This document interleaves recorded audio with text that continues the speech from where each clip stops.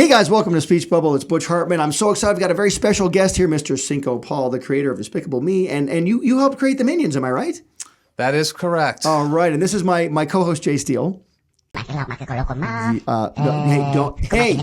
Do not talk to me that way. I told young man, you already had breakfast. No, you can't drive the car. Okay, fine. You know what? I don't care whose son you are. You're fired. He's a minion. Oh. Roll the theme music.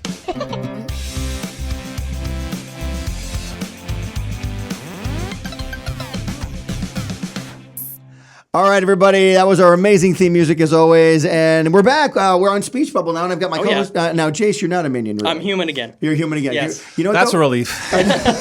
What's funny about Jace, though, when you look at Jace, he looks like a cartoon. What do you think? Cinco, doesn't he look like a cartoon? Kind Yeah, he does. I think it's the hair. It's the Well, I don't have hair. the 3 minion strands on top of my head, though. Right. I have a full head. I do have a question, though. If Yeah. you were going to be a minion, would you be a one-eyed minion or a two-eyed minion? I would be 2-eyed. I like Bob.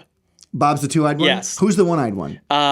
Wait, let's ask Cinco. Oh, no, I think Who's I the know. I one-eyed think I one? know. Well, there are many one-eyed ones. There's Kevin. I was going to say Kevin. I was going to go for Kevin. He's my favorite. I like Kevin, the one-eyed. I like how mundane their names are.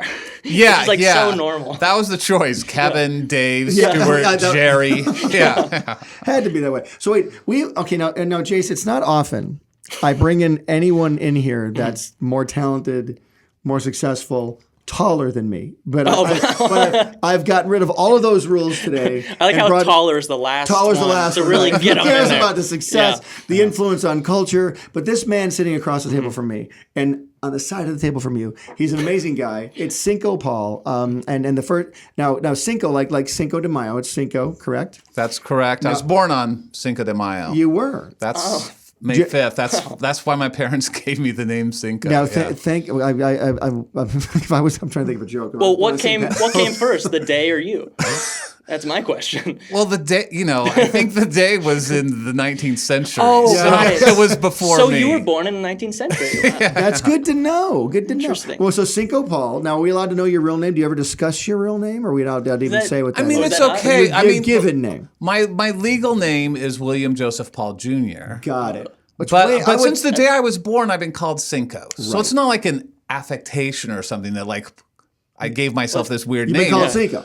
Since the day I was born. My parents always warned me, you're going to kindergarten now, you won't be able to be called Cinco anymore, and then it was, Right. you're going to middle school, you're going to high school, you're going to college now, You're But going to the podcast now. Yeah, it You just stuck can't- with me, I so. understand. Well, my real name is Elmer, which is way worse than your real name. Really? And my nickname is Butch. I've been called Butch since Cinco de Mayo when I was born, which is the weirdest part. Wow, Yeah. nice. We both have nicknames. Look at this. Yeah. And we both get into animation. It's so strange. And Jace is just your I'm the regular odd name. one out. I'm You're sorry. Just named Jace. I could have a new name. Yeah, Yeah. no, we could I call could go with Bob or Jason could be a minion name. Yeah. Yeah. Jason, be a good name. What nickname could we give you though? Is my question. I don't even know what I'd give you. How about like a Fuzzy Head? Oh, that's good. Fuzzy Head. That works. I'll Fuzzy take Head. it. Fuzzy Head, young tall boy. That's what we'll call it. Tall hair. Yeah. All the silliness aside, hey, I'm so glad Cinco is here now. Cinco, I met you. Now, a lot of people out there who don't know who Cinco is. Maybe they do, maybe they don't. Because No, a lot of people don't. a lot of people don't know who I am either, and I put this podcast together. No, but it's like a lot of people will go to movies and watch them, but they'll very rarely pay attention to the writer or the director or the producer of the movie. And you've done some of the biggest animated films in the last, 10, 15 years. And if I could just name a few, Cinco here is not only a personal friend, which is how I got him on the podcast. Thank goodness he's here. But Cinco, if I could just name a few, and I'm probably going to miss a few because there's so many of them. I know there's Horton Hears a Who. Yes. You wrote that movie. Did. Correct. You wrote the Lorax movie. Yep. Am I correct? You wrote Secret Life of Pets, one of my all-time favorite movies, by the way. You wrote all 3 Despicable Me movies. That right? is correct. And then the all-time classic that a lot of people love and revere, Bubble Boy. Bubble Boy, which was the first movie. I have a writing partner, Ken. Right. Daria, and that was Who we don't care about because he's not here. So Yeah, he's not here. Whatever. I just wanted to mention him once. Yeah, what is his full name? Filled your quota. Ken Dario. Ken Dario. No, it's his name. Does he have a number for a name? Like Ken No. Ocho? Is he Ocho? I mean, I don't know exactly. No, just plain old Ken. Ken Dario. We're gonna get. Would Ken come on the big podcast here with you? Of sometime? course, yeah. Would he really? Yeah. Would he come on without you, or does he always need to have you there? I'm just wondering. I think he would prefer to have me there to back him up. Okay, yeah, got it. Yeah, to be his wingman.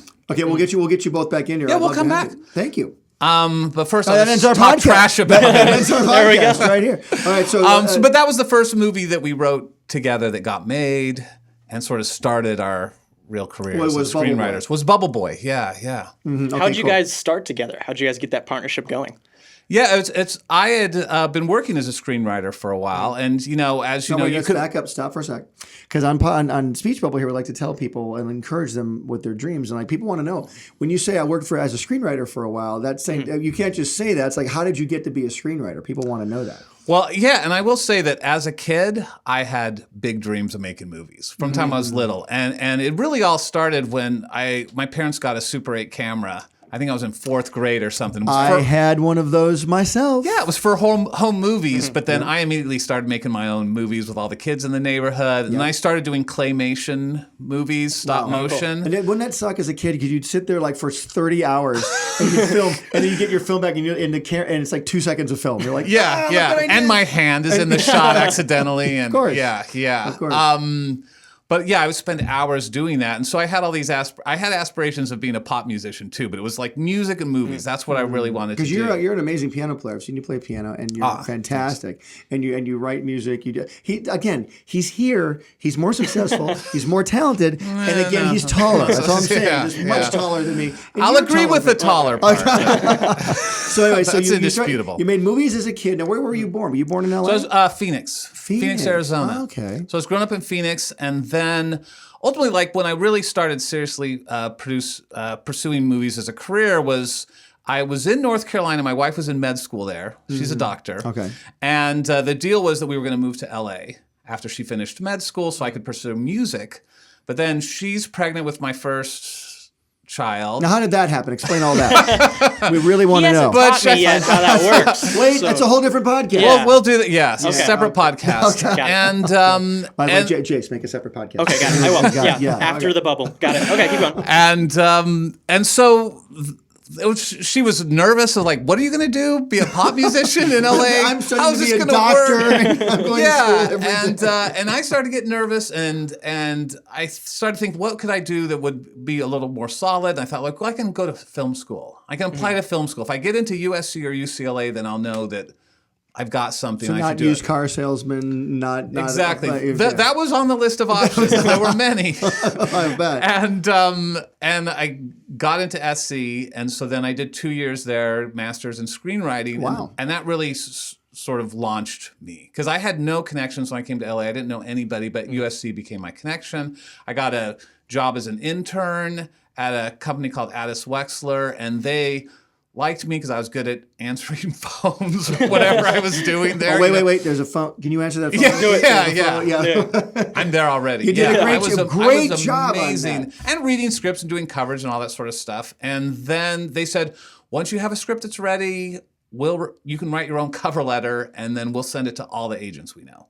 And so that's what I did, and I wrote this cover letter, saying, "Look, this is the hot new talent, Cinco Paul," and really only one agent responded. So you'd written a whole screenplay, yeah, and you write your own cover letter, and it was sent on an agency letterhead out. And I tell people all the time, young people who listen to this podcast, they ask me all the time. I'm sure they ask you, to get in the industry. You have to just be willing to pretty much do anything and just be ready at a moment's notice because that opportunity might come when you're not expecting it. Correct? Exactly. And that's the advice I give everybody because I can only speak to my own experience, but it's like be an intern, be the best intern ever, and people will want to help you. Yeah. They really, honestly, I didn't have to ask anybody. They approached me and said like, hey, we know you want to be a writer. Once you're ready, we'll help you out. Wow. And so really one agent wanted to meet with me. And that was Frank Williger, who's still my agent. And he signed me, and he's been my agent since, when was that? Who was president? Who was president? Yeah, exactly. 1993 or something wow, like that's that. Amazing. And so that got me started, and then the next script I wrote sold as a big spec sale. It was called Band of Gold. Band of Gold. Now, have we? Did it get produced? Never been made. Okay. I can lie about screenplays too. Cinco. I wrote a big screenplay that was never made as well. yeah. It was called Band of Gold. It was never made. Yeah, never made. Yours was called Band of Gold? That's suspicious. That's interesting. Mine was called Jace's Hair. And that's what it was called. Yeah. Mm-hmm. And by the way, it's an epic adventure through the hair. They all shrink down. Yeah, it's crazy. Right, exactly. Yeah, hair of gold. Yes. It was it's actually one of my favorite things I've ever written. What was it about? A doctor who's about to get married. He's entrusted with his fiance's, the family's heirloom wedding ring. Can I guess? and he accidentally sews it up inside a patient. Oh God! Oh, that's and then, funny. so it's sort of a screwball comedy. He's trying to get the ring, and he falls in love with the woman. And he has to reoperate on the woman. Right, again. right. Oh, God. It's And really funny. And so it was like a big spec sale. It made sort of a splash. Was in the trades, and that was the days when, you could sell a script for a pretty good amount of money. pretty good money. It was really great making that phone call to my father to let him know. Wow. Remember when Flatliners sold in the 80s? Oh, yeah. That guy, a young kid out of nowhere, he just sold the movie Flatliners, sold it for like $400,000, which back in the 80s was this massive amount of money. Well, then Shane Black sold like Last Boy Scout or something for $1 million. It was a crazy time. Yeah. And so Band of Gold was never made? It was never made. We have to make this movie, Cinco. Let's make it on my new platform. We have two cameras right here. Cameras right here. We have Jace. We can operate on Jace. Yeah, easy. The challenge is actually operate, no problem. My agent actually still is trying to get it made, but the problem is that there's a lot of money tied up in it. Yeah, so it's sort of a disincentive. So you can always change the name and make it another item. That's all I'm saying. Right there. That may happen, but you might be onto something. I think we call it iPhone Lost in the Body. Gandalf Bold. Gandalf Bold, exactly. And so then that launched me, and then I got a bunch of different jobs where I wrote Mr. Ed the movie for Disney. Oh my gosh. I wrote a movie for Barry Levinson, who was one of my heroes. Yeah. Diner I loved, but none of these got made. Rain Man too. There's don't forget Rain Man. I mean, tons of great movies. Mr. Barry Levinson. Yeah. He also did the movie Toys. Explain the movie Toys to me. Can you explain I that movie to me? cannot. I saw the movie. I don't think Barry can either. I was like, what is that movie about? Robin Williams is a toy maker. Yeah. It looks great. Look, everybody has their highs and lows. I have Jace. You have Toys. Exactly. So then, and I did actually get my first credit was on an animated movie called Cats Don't Dance. I remember, which was for Warner Brothers, which not many people have seen, but this is a pretty good movie. We may have crossed paths at that time because they were making Cats Don't Dance down here at Hanna-Barbera. Yeah. And there was a building next to Hanna-Barbera, and I worked in that building. And then I moved over to Hanna-Barbera.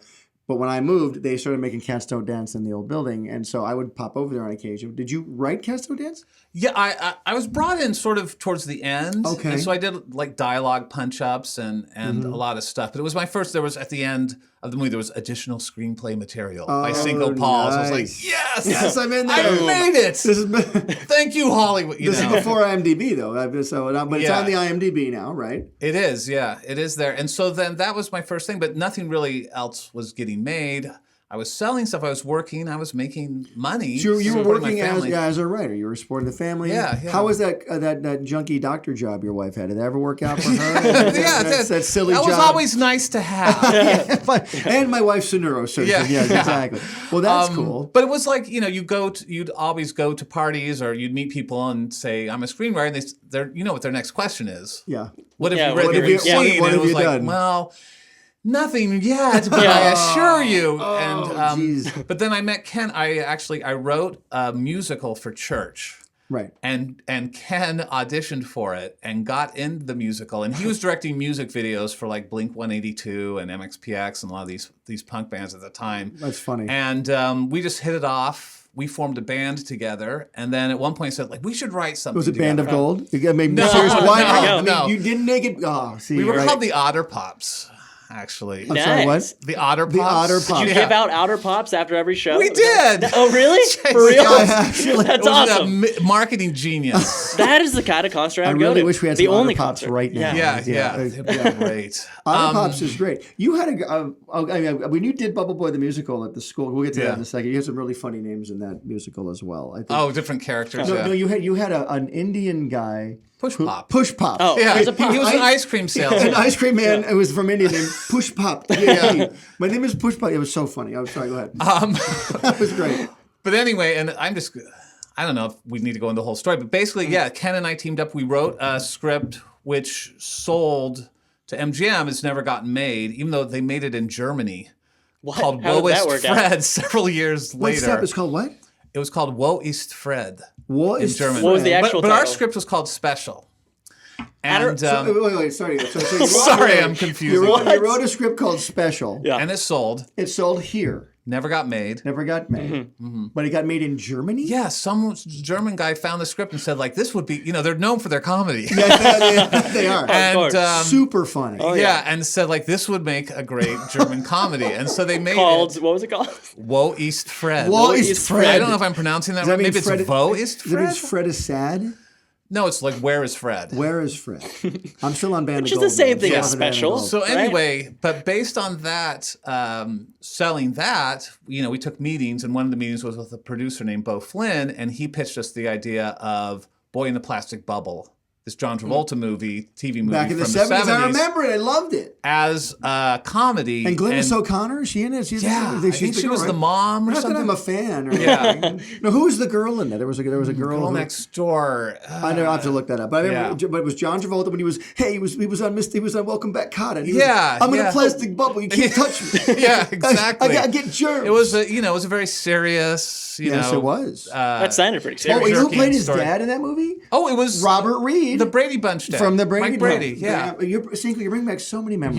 I think we need to get the Super 8 camera out and refilm that movie. We need Robert Reed. So the Boy in the Plastic Bubble. So we loved the idea of that as a comedy. So Ken and I said, let's do it. And so we pitched it to Disney, and they bought it, and we wrote it. And then lo and behold, they actually made it with Jake Gyllenhaal When as was our Bubble this? Boy. What year was this? 2001 it was released. Really? Who directed it? A guy named Blair Hayes, Okay. commercial director. He hasn't directed a feature since. Okay. Because the movie came out and was a massive critical and commercial failure, like in every way. Really? But the crazy thing about Hollywood is they didn't care as far as Ken and I were concerned because we'd gotten a movie made. That was all they cared about. So the fact that if it had been a success, obviously it would have been better for us. Yep. But the fact So that here, it failed, guys, take this away from Speech Bubble. Success is better. Right? We're yeah, trying to show you success that is across. better. But failure's not the end. Failure Failure's not helps. good. And Robert Reed and Mike Brady was the dad and Boy in the Plastic good to Bubble. know. Write that All down, these everyone. facts were Yes. in. It's just amazing, the Exactly. facts spewing out of us. So what was it like having this script produced in general? Because most movies don't get made at all. Yeah, I mean, for us initially, for me and Ken, it was a dream come true. We're on a movie set. Oh my God! Yeah, Our that's movies good. being There's all these people, and then we had like Swoozie Kurtz and John Carroll Lynch, all these great people, and they were reading our lines. And then at one point, the director decided he wanted to just rewrite the script completely. That happens all the time. On set? Yeah, Yeah, and we would happens all show the up time. and there are new pages, and it's like, who wrote these pages? And we ultimately found out that he had done that. And I don't want to be overly negative about the experience. Oh but no, that- I'll be overly negative. It's fine. I understand completely. But that really, it was a dream, and then it was a nightmare. Yeah. And then we saw it's like, and we had no control, and a movie, it's a train. It is. There's Yeah. no one who can stop it. Yep, And so, yep. but ultimately, they weren't happy with a lot of what had happened. So we did reshoots, and we were sort of involved in that. But Yeah. so it was a great experience, and then it was a nightmare. wake up call to like what More things. control in the contract. And the fact that all we have no control as writers, Yeah. How much of the final movie would be I have your another script? question though. My other Yeah. question is this: how do I get Jace in a plastic bubble? How can I make that happen? 'Cause I really want. I have one. Do you have one? I have one at the house. Can I so if order you- one? Is there like a? It would be okay if Yeah. you didn't bring it in. It would be fine if you did. Yeah. Because he's serious. So that's kind of amazing. So now you took experience out of that experience. Did you take Yeah. any relationships? Like, are you still friends with Jake Gyllenhaal? Have you guys worked together with other people that were on the movie? No, at the time? Beau Flynn, we're still really good friends with the producer. Okay, good. And he's now in the rock business. He does all of Dwayne Johnson's movies. I thought you were the saying rock- like rock rock and roll. rock Oh, and no, roll. no. He That's does, even like- cooler. Rampage Yeah. and the skyscraper one and like all of his movies Yeah. like Beau Flynn does. So he's gone on to like these massive I want my movies to be so memorable. We go the skyscraper one. Yeah. I want. I think it's actually called Yeah. Skyscraper. I thought- Oh, it's called I Skyscraper. think it Is it called Yeah. skyscraper? Yeah, Okay, I think so. there you go. And he just like beats the crud out of that skyscraper. Oh yeah, it's him versus a humanized skyscraper. I will It's kill the- this skyscraper. and he's Let messing- go of my family, skyscraper. And he's messing with The Rock. I mean, come on. Yeah, You can't no, get The Rock. no. I think we get The Rock. Rock versus Yeah. skyscraper. Rock wins every Yeah, Oh, time. no you know, doubt, they no haven't done a doubt. movie called Rock, Paper, Scissors, and they totally. Oh my Oh, gosh. they Boom! We should. just thought of that, right? You could sell that movie on Yeah, the title alone. I want to help Cinco write movies. So So go ahead. So after Bubble Boy, then, but Disney still liked us, and so they brought us on to work on Santa Claus 2.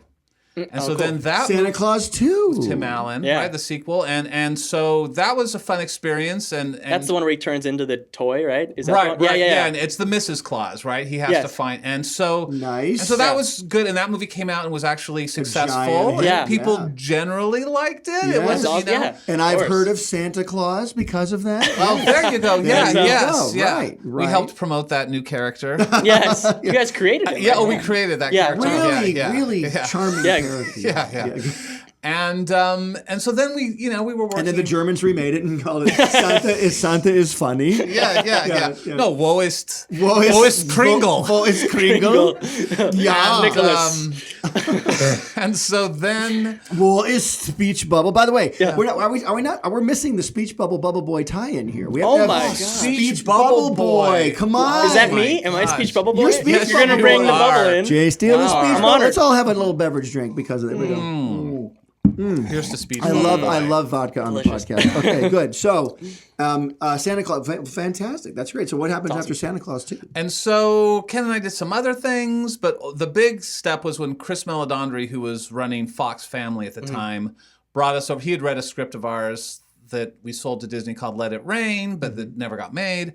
But he loved it and brought us in and said, I'm doing Horton Hears a Who, the movie. I'd love for you guys to write it. Nice. And it's Ken's favorite book of all time. Right. Not favorite children's book, favorite book Favorite of all, book of all time. It's got a great message, that book. It has a great A message. person's a person, no matter how small. See what I And did? so we were so excited, and we got to go down to La Jolla, and we met with Mrs. Seuss. No Wow. way. Because she had approval, because she was a little unhappy with Cat in the Hat and how it had turned out. I was really Mike unhappy Myers. with it, too. Yeah. I was very unhappy with it. And so she was just happy that like these two clean-cut family guys, Mormon guys, come down. Yeah. It's like, okay, the book is in safe hands. And Right. so that was really a dream come true. And that was our first real experience with 3 years of making this animated movie and working with Jim Carrey. And that's the first time working Can with I ask you a Carell. question, a technical question for our audience out there? Sure. We have a lot of people that want to get in the industry. How long does it normally take to write a screenplay for an animated film? I can tell people, but I want you to tell Well, people. it's an interesting question because to write the first draft, but it takes you maybe a couple months. Mm-hmm. But in animation, you are rewriting that script for over 2 years. Yeah. Almost every day. Yeah. Wow. It is exhausting. It is a marathon. Mm-hmm. And so and actually you kind of never get to write a complete script and hand it in and then start rewriting It's it. always this section's changed, and then Yeah. and then it's always a ripple effect. By changing this, it changes the entire ending of the script. You Yeah, can't- you and can't we've do it. always been, writing things that were kind of in production as we were writing them. So they're designing the characters, they're starting to storyboard, and so we turn in pages as soon as we have like a first act. Right. First 30 pages, we turn that in, and then they start turning that into storyboards. And the hardest part is it's like it's the approval process because you've got to go through just loads and loads of people that have to have a say in this movie. But at your level now, where you've gotten to, I mean, I imagine the approval process is a little less. Has that become a little easier for you to get things made and get things done and approved? Yeah, I mean, what's nice is the way Chris Meledandri ran things initially at Fox and then at Illumination. He's like very hands-on, and like he is like a Walt Disney like. But he also knows what he's character. doing. He does. I've and worked with a lot so of producers who don't know what they're doing, but they want to be involved, like the guy in Bubble Boy, for example. Right, and yeah. they don't know what they're doing, and so they just want to be involved so they can say they did it. But as long as someone knows what they're doing and can help things out, that's better. yeah, and he's like the captain of the ship, so it's very easy to get things. Good. He's right there, and we just have his ear constantly, Nice, and. nice. And over the years, we developed just a great rapport and a way to communicate. And, we I understood met with each him other. one time and pitched him a movie. Oh, you did? And he liked the movie, but I never went anywhere. I was with Steve Odekirk. We pitched a movie together. Oh, really? It was it was one of those movies. I pitched a movie to him. It was about a guy with an imaginary friend, but the guy's grown up and the imaginary friend is still around. Oh, it's still Yeah. And I thought it was a really good idea, and he did too. But what came back from us was like, this was like 10 years ago. There's so many imaginary friend movies being made right now. have you seen any Imaginary Friends movies in the last 10 years? No. I'm like, They well, were all in development. I guess Yes. they were. Yeah. Or he was lying. He wanted me out of the room. Maybe that's what it was. Yeah, maybe that's what it was. Oh, there's so many other of these yeah, lines. that line. Is that used a lot? Yeah, Really love you. Oh, but we would there's- love to do this, but there's But We pirates already are have actually something dinosaurs. so We get close. those a lot. Yeah. Yeah. But you could go pick up our coffee. That'd be great. Yeah. All right. So anyway, so sorry. So Chris Meldowney, great guy. You do Horton Hears a Who. We do Horton Hears Who, and then he's leaving to form his own company, Illumination. Wow. He has lunch with me and Ken and says, I'm forming this company. I'd love for you to be my guys. I want you to write everything. Wow. And we How said, do you turn that down? yes, we would love Yeah. to, because Horton was a great experience. That was a very successful movie that was also well received by the critics. Yep. And so we said yes. And then we had another meeting, and he pitched us this idea that Sergio Pablos, who's a Spanish animator, had come up with, which was a He villain. was a Spanimator. Yes. Oh. See what I did? A Spanimator, yeah. Spanish Spanimator? Yes, Spanimator. yes. Boom. Yes, exactly. Speech Bubble Boy and Spanish And man. Spanimator, Spanish. exactly. We got both of those. And so I can't understand why Chris didn't buy your project. Why would he not want to talk to me? I don't know. Spanimator. I know.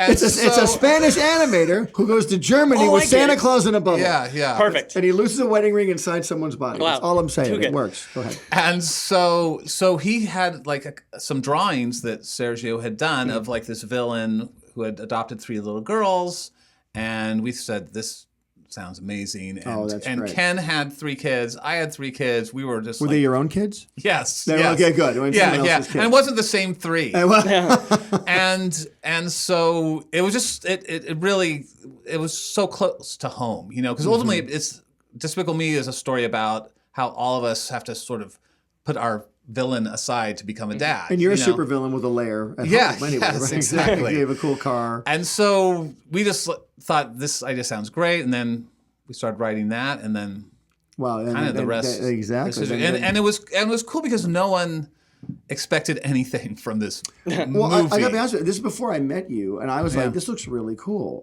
But it's not Disney, it's not Pixar, but it looks great. And it wasn't a blue sky movie either. It wasn't like an Ice Age movie. It was like, this looks actually really good. And the trailer was really funny.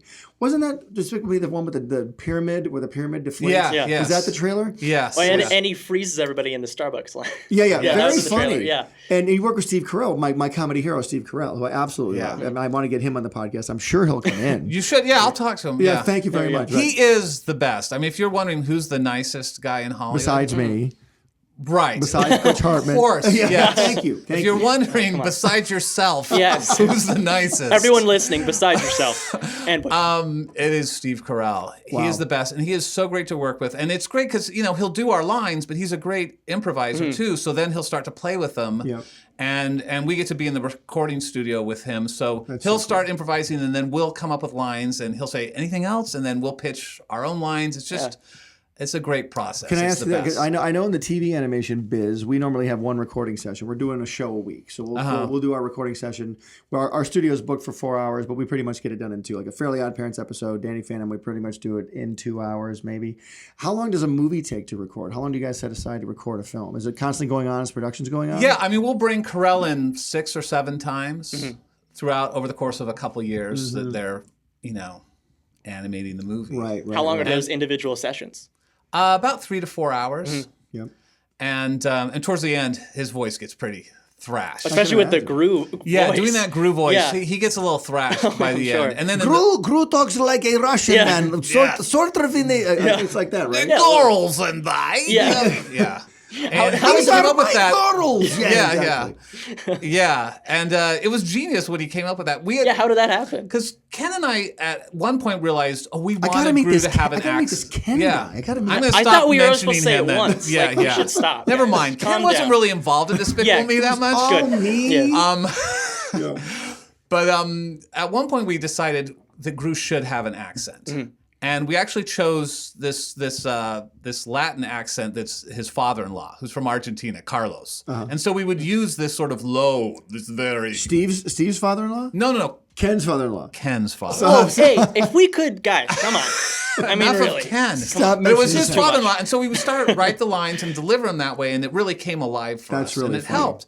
And so then when Carell came on board, I think we mentioned that to him, but he wanted to come up with his own voice, and he came up with this amazing. There is a little Ricardo Montalban in it, but it's mixed with Bela Lugosi, and it's just this. It's just a weird Slavic sort of a mystery. And so great. And then immediately, we start, and he came up with the idea that he would have these malapropisms, or wouldn't exactly, for example, have a complete command of the English language. English language, yeah. And so then we would use that, and so it's animation, as you know, is a very collaborative process. Oh yes, it is. Because there's we're working with people who design the characters, and storyboard artists come up with great gags. A lot of people will say like, "Oh, my favorite moment in Despicable Me is when the minion gets cracked in half and he glows." Yeah. It's like that was genius. And it's like, yeah, we didn't write that. That was a story. Cinco, did you write anything? Yeah. You write anything you've talked? And then every once in a while, someone will say something like that. Well, like they'll mention a moment in Despicable Me where the girls are saying like, we're not going to go deliver the cookies till we do the dance lesson, and the girls all fold their arms, and then Agnes like tries to fold her arms, but can't do it, and someone say like, oh yeah, you can't script that, and then I pull out the script.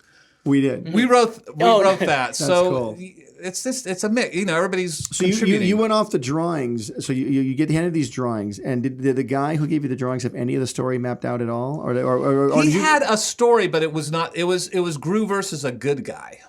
Got it. Was his story, and so the first one was, what was it? Gru? No, it was two bad guys against each other. versus Vector. Oh, versus Vector, the first guy, right? Okay, and Wait, then did you write the line? Take that tiny. Is that what he says? Take that tiny toilet.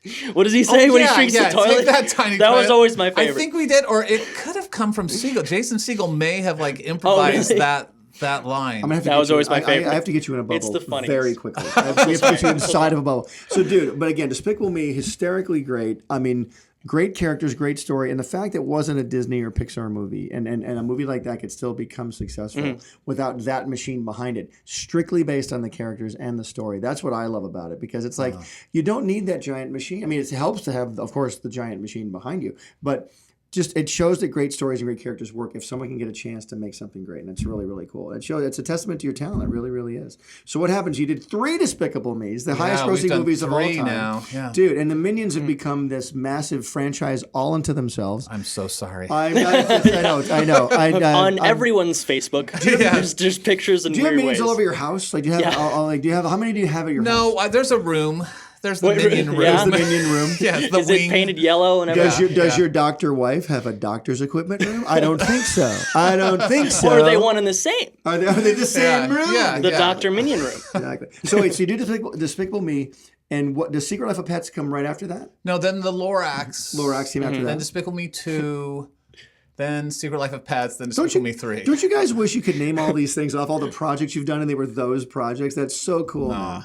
Very See, cool. the thing, when you name off all the movies you worked on, I can think of specific scenes that when you said the Lorax, I just started laughing because I'm like, everything, I can pick out something. You're going to get mad at me. Do that with most movies. I haven't seen the Lorax. Oh, I've seen it. I saw it twice in theaters. It was awesome. So you're 2 times seeing it. Makes up for the one time I didn't see it. funny. Well, I can ask you about Fairly Odd Parents, but I don't think you've seen all of those either. So I haven't, but I have seen it. You have seen it. Yeah, thank you. And One thank of you them for with the kid in a thanks for still coming in here. I appreciate that.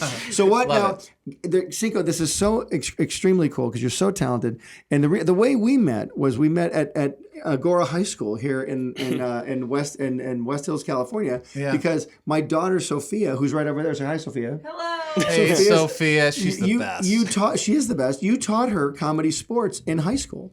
Now you want to go into that a little bit. Your kids go to Agora High School years ago. At the time, yeah. At the time, and you were the comedy sports coach. Yeah, and comedy sports is improv. Yep, basically, improv. it's sort of like you'd see. It's short form improv, like you see on Whose Line Is It Anyway, or something like that. And Agora High has a team, and the coach there, her kids left, and so she sort of picked me to be the new coach. And you were so great because I did that for like 7 or 8 years, and Sophia loved it. Sophia got in there in her freshman year about 6-7 years ago, maybe 8 years ago. Yeah. And it was so cool. I went to the first comedy sports night, like Friday night. I'm like, it was her first time ever, and she auditioned, got in, which was awesome. But I'm like, okay, here we go, a kid show at school, and it was so great. It was just awesome. It was off the charts. The kids were so good. And the way you corralled them together and sort of honed them into this comedy fighting squadron was just awesome. Or comedy. We weren't fighting comedy. I know, I'm sorry. I mean, your crime fighting comedy squadron, yes. Right. I fight comedy here. That's what I do. We never let it Yeah. in. No, but it was just so funny. And then I got excited to go back every week. And that's how I met you. I would go like, hey, You were a great audience member, Butch. Oh, dude. Your laughter, your suggestions. But Sophia, just to say, like, she was an amazing player. She was like someone I could really count on. Very dependable, very smart and funny. Yep. And she gets it all from her father. Yeah, Just somehow like in spite of her upbringing. In spite of her Oozes off. upbringing. I was like, wait, where does this come from, Sophia? In spite of your father. I've seen his shows. God, I'm so sorry. Let's talk. I know. Is there anything coming up that you're working on that you can talk about right now? If not, it's cool. But any exciting? Aren't you doing some stuff in Broadway now? Aren't you aren't you going to New York all the time now? Yeah, I'm going to. We turned Bubble Boy into a musical. I saw it at Agora High School. It was fantastic. Yeah, they did an amazing job at Agora. We have a cast recording album. If you guys want to check it out, it's on Ghostlight Records. But Alice Ripley, who won the Tony for Next to Normal, was the Bubble Boy's mom in it. We had this amazing cast. And now it's got productions all over the country, and I try to go to as many as I can. So visit high schools and stuff. Bubble Boy's being done in high schools around the country? Yeah, you can license it. We went to Canada. We went to Kentucky. No we went way. to Pennsylvania. That's awesome. Yeah, we've gone. What was better, Canada or Kentucky? Real quick. Which I one? can't say. Oh, I'm just saying. But potentially, there's One's in America, one's in Canada. That's all I'm all saying. amazing. I love it so much. I love the kids. They all course you The do. syrup, act and sing their everything, hearts out. Exactly. And so I'm working on a new musical, and then I'm also I'm wondering how much I can say about stuff we're You doing because probably we're can't. so excited. But Ken and I, we're sort of moving away from animation now. We had a long run there. We let our deal at sure did. Illumination lapse, so we really want to direct and do some live action, still comedy. Nice. And so we've got a horror comedy that we've written that we're gonna hopefully direct next year. Hotel Transylvania. Female 4. driven. Oh, female driven. With got it. Female driven and yeah, just sort of in the vein of Ghostbusters, American Werewolf, London, those sort of things. I love American Werewolf in London. Come on. And yeah. Underappreciated, The in my best. opinion. Such a great movie. And then we have a live action musical that we're working on that we can't really talk that much about. Ooh. And we have a TV show that we're teaming up with Lorne Michaels, Comedy Broadway Video, that we're going to pitch next month that I'm really excited about. And I can't really talk about what these things are yet. It's fine. It's just nice to know. But someday soon, hopefully, we will because they'll be happening. Yeah, And, and you come back in with your pretend friend Ken. You can get a guy and bring him in here. I want to meet Ken. Oh, one thing I did that has been, we adapted a graphic novel called Birthright for Universal, working with Robert Kirkman, who's The Walking Dead, right? Walking Dead, and at Universal, which is this really fun story. It's a family story, but sort of an action adventure fantasy thing. So we're doing that. So hopefully something will happen with that soon. But it's the movie biz. I know, man. You never know. Well, the weird thing, I mean, just to compare our lives a little bit, mine's completely like this big compared to yours. But I'm just saying,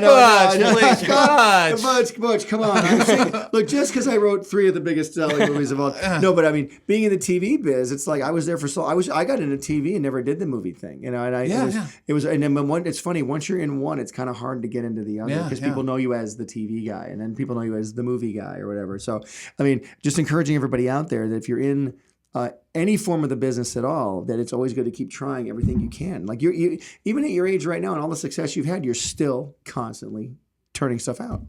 And trying new things. I think that's really important to not. That's why I sort of wanted to try writing a musical, and now it's like let's try a TV show, and and let's go on a podcast. I know that's over now. That's over now. That was number 1 on the list. It's like let's really stretch those muscles, creative muscles, and go on a podcast. Let me drive 5 minutes from my house. But I have to say, like the TV world is really. Interesting to me. And I think the writers have a lot more power and control there. And like the legacy that you have left in TV is like at least as big, if not bigger than what I've done in film, I think, because these TV shows, like kids grow up on these, the love they have for these shows. You almost said things. It's okay. You almost said these things that you do. These little things you do. I can't even find the words to express the awe I have. But it's like, but you get swarmed. But you're like Butch Hartman, like creator of like Fairly Odd Parents, and like and you just get swarmed by these kids who just like grew up. That and is true. love Well, no, that these happens a lot. things, We're very grateful for that. And Yeah. Every time he It's walks in the door, awesome. I swarm him. you do, yeah. Just you that- swarm him. Yep. Yeah, That's yeah. why we need the bubble in here. Yes, exactly. Yeah. But I always like to tell people too that when you're in the entertainment industry, you have a chance to bring influence into the world.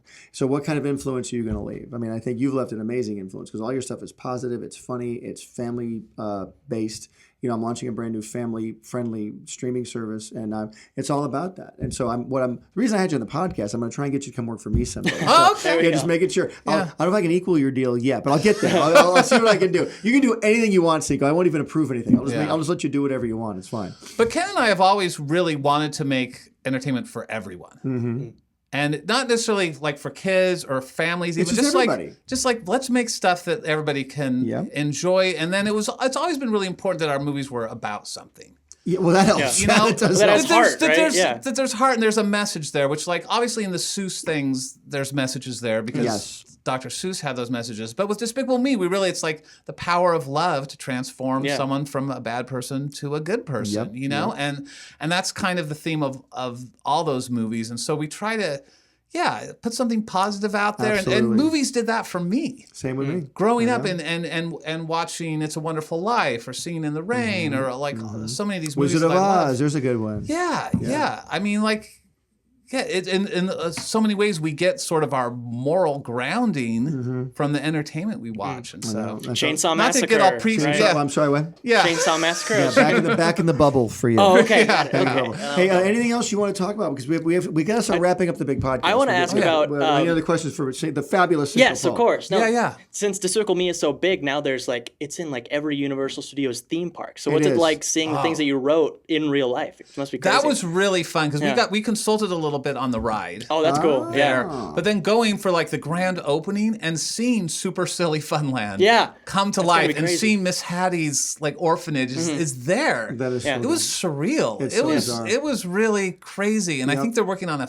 Pets ride now. Mm-hmm. Yeah, I heard about that. pretty and, cool. We didn't even talk about Secret Life of Pets. I mean, what did you love? Was that a pet project? Not be part of the pun. Was that a pet? Oh! No, I'm saying I didn't mean to say it. Was that a pet It project? was you had on the very side? fun. I mean, it was amazing, and the response to it has been amazing. We just didn't realize people love their pets. They love their pets. That's So That trailer is just much. them- That trailer's trailer hysterical. was like Yeah. How killed. was that? They're not even was talking that in a it. project you had like on the side? You've always wanted to make, and then you got all the success, or was that No, pitched that was to you? Chris. Yeah. At Illumination, a lot of this stuff just originates with Chris, and he said we should do a movie about pets.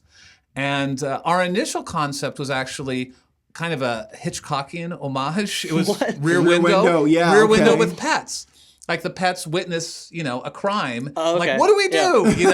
And we loved that, and we had.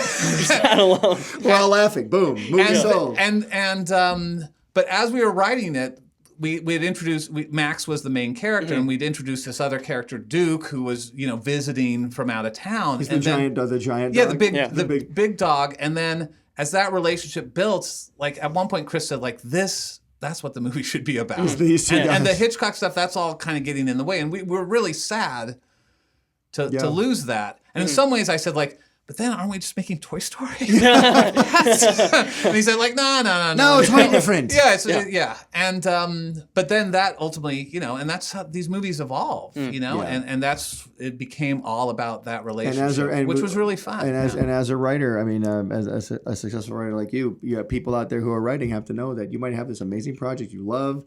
And there's a story you love, but when you sell a movie, when people are paying you for it, it becomes a product that they have a hand in, so they can start changing things. And you're the employee. You've got to be prepared to like let things go. And some people don't want to do. I've seen so many. I'll use the word prima donnas that don't want to let things go, and their career goes away because they don't want to work with anybody. And they've got their project, but they're in a house where no one knows where they are, and they can't do anything. I'd rather sacrifice a little at the beginning and get stuff made, so you start building a name for yourself.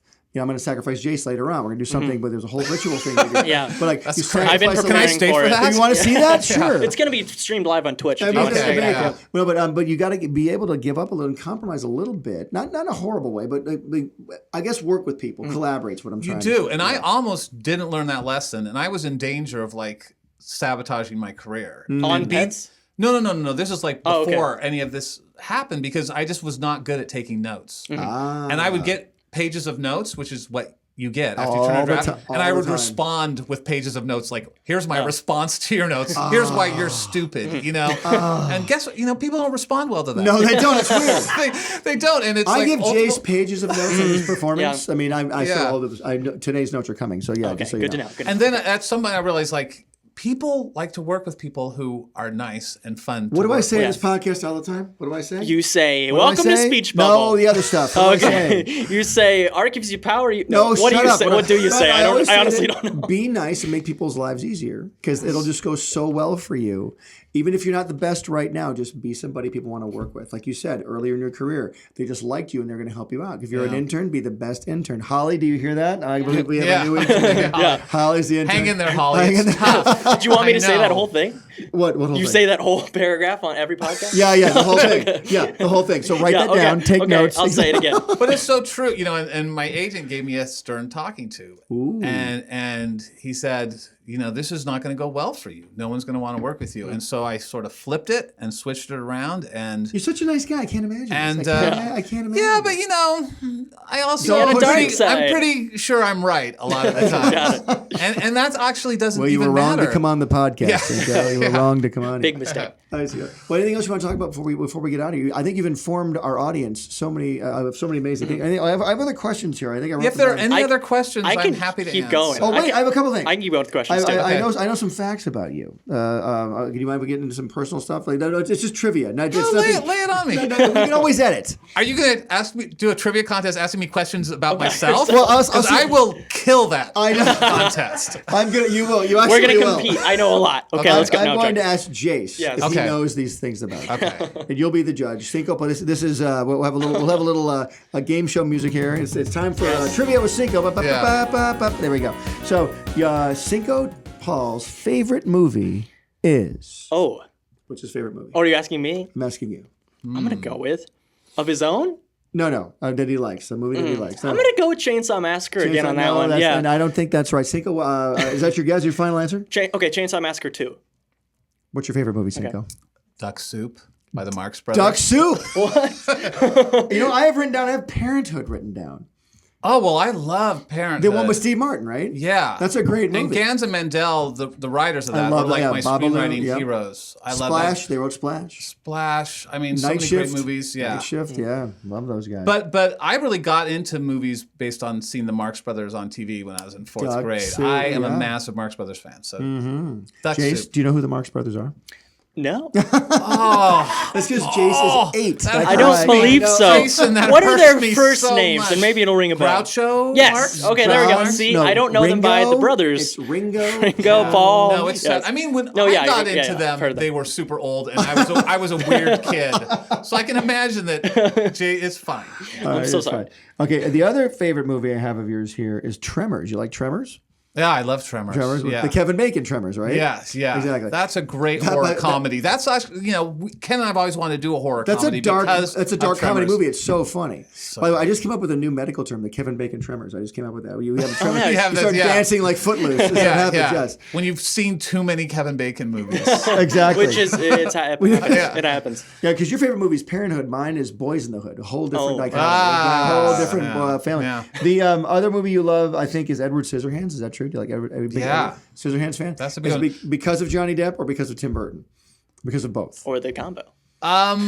Because of Winona Ryder. Oh, I missed that There you one. Because everything about it. It's just like a magical, Frankenstein. great life of Frankenstein-y. It's really funny. Yeah. Diane Wiest is great in it, and yeah. Isn't Anthony Caroline Thompson wrote the script. And She's Anthony Michael amazing. Hall's the bully in that, isn't Yeah, it? yeah. Yeah, it's a very good. I came back actually for love. that. It's one of the few Tim Burton movies I actually really like. There's a lot of them. I have Yeah. high My hopes. favorite of his is Pee-wee's Big Adventure. Me too. actually. I was just saying that out there. Movie's Yes. so good. Oh, well, my mistake. All right, anyway, we'll talk that later. Oh, Daddy, there's things I'm doing you couldn't understand. But we got. That's Peter Pee-wee mixed with Peter Lorre. Yeah. Oh, hello. Yes. The chameleon. Cinco, we're so glad to have you on the podcast. Hey man, well, I can't thank you enough for coming in. It's very kind of you. I know you have a lot. You have a lot going on, and just to even have you here is a great honor. And thank you very much. And thanks for meeting Jace. It was a dream of his to meet you. And do you anything you want to say to the great a minion. Cinco Paul? I'll do some And more minionese. likewise. Minionese. Likewise. Put some more minion sound effects in there, and we're good. Yeah, exactly. Yeah. What is there something you've always wanted to ask a big time Hollywood screenwriter? Because it's not me. I know you've already asked me. No, everything. I'm more curious that's about not the me. process with, like we were talking about before, with there's a part of Illumination that's in France, or where's the other part? The animators are all in Paris. Oh yeah, mm-hmm. MacGuff. It's now called Illumination MacGuff. What a horrible place to be, Paris. Poor people. Yeah, I mean they are right next to the Eiffel Tower. We've been Seriously, there a couple right- times. like right yeah, there? yeah. It's just like That's so basically they're making the movies inside the Eiffel Tower. Oh, that's nice. And There's a movie right there. There yeah, you go. There you but go. like 3 days a week we Skype with them and go over footage and stuff. And So it seems like you're really involved with the voice acting and the animating and everything. You're not just writing the script, Yeah, right? it was a great experience at Illumination because we were basically writer-producers on all the movies. We were involved in recording sessions. We're looking at dailies, you know, Awesome. all the time, and it was really fun and. Would they give you back pages of notes for your notes? Like you send notes, then you get pages back.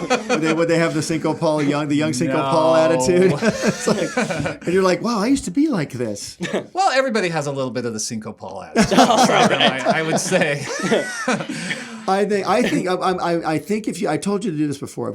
For Halloween, you need to go as Buddy the Elf. You have to go as Buddy the Elf from Elf, don't you think? That'll work. Make a I'd see great that. Buddy the Elf. There we go. Because you were the Scarecrow once from The Wizard of Oz, and that was perfect. I did Scarecrow once, yeah. A lot of people suggested that I should be Benedict Cumberbatch's Sherlock. Oh, that's cool See that? too. Yeah, so Yeah, we should do a podcast about the many different ways you can mispronounce Benedict Cumberbatch. Yes. Bambledadge Cumberbatch. You know? Okay, really weird. And then with working with Illumination for so long, was it easy to get into the characters with Despicable Me 2 and 3 afterwards? Like easy to write for Gru, like to get right back into it? Yeah. I'm sure. So easy. I mean, the first challenge was we felt like Despicable Me was a complete story.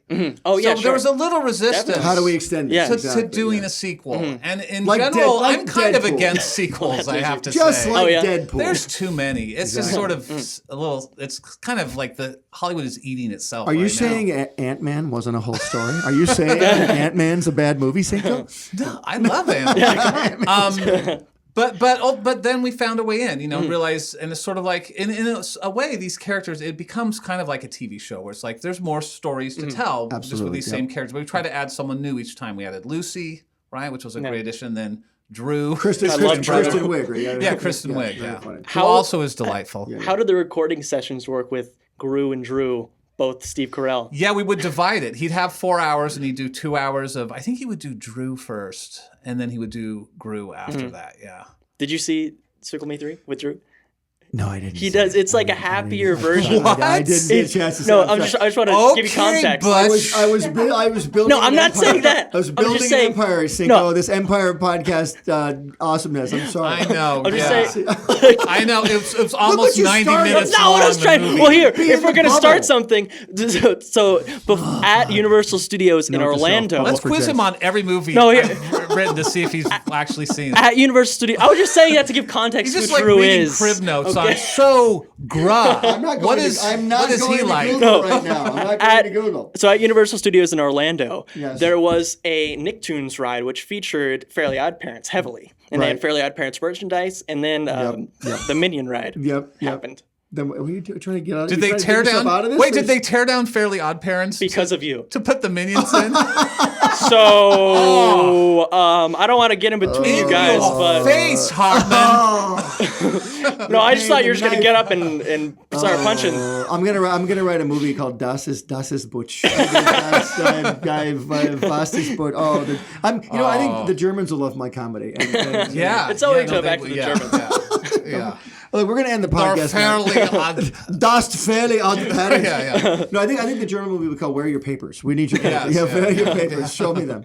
Hey, man. Well, thank you for coming in, Cinco. This is again. Thanks This is the for having me. third time I've thanked you, but I can't thank you enough. Like I said, there's more thank yous coming. Anything else you want to talk about before we go? You can't talk about a few things, but we can see Bubble Boy in high schools across the country. Yeah, and if like- you anyone like- listening out there is at high school, college, into musical theater, you guys should do Bubble Boy the musical, and I will come to your production There you go. and visit you guys. And, So and he likes Kentucky better than Canada. this We found show. that out. Yeah. No, Brandon, Manitoba, It's a Canada. close It was second. It's a close wonderful. I second. loved it. Exactly.